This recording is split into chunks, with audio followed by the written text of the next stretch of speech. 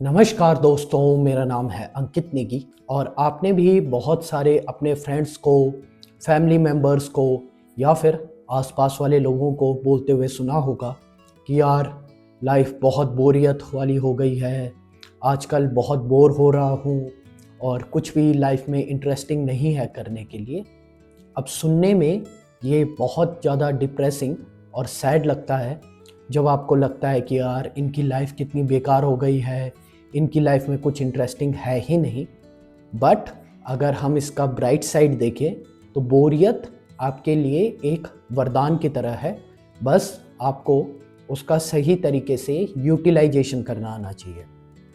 अब basically human mind दो तरीके से काम करता है, या तो वो कंज्यूम कर सकता है या फिर वो क्रिएट कर सकता है।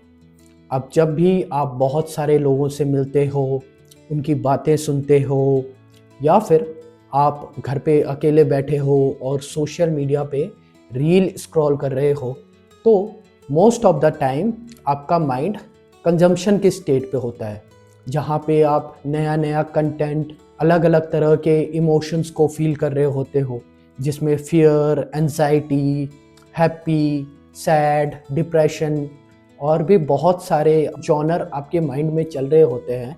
और आप कंटिन्यूसली कंजम्पशन की स्टेज में जब भी होते हो, उस टाइम आपके माइंड में एक डोपामीन रिलीज़ होता है।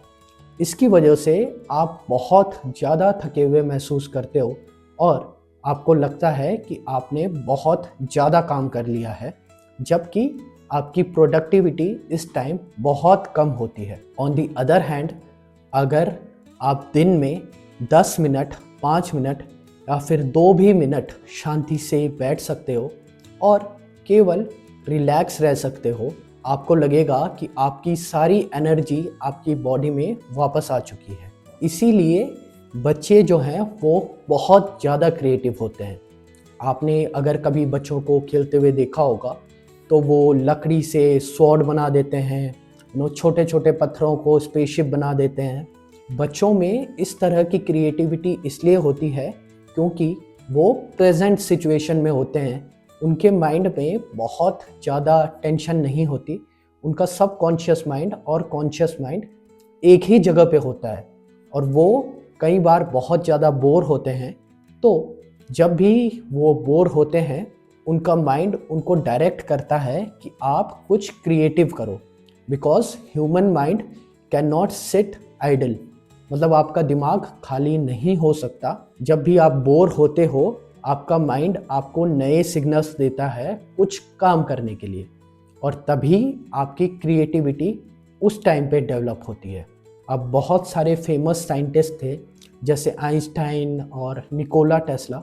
इन लोगों ने बोर्डम की वजह से बहुत ज़्यादा हाइट्स अपने करियर में अचीव करी।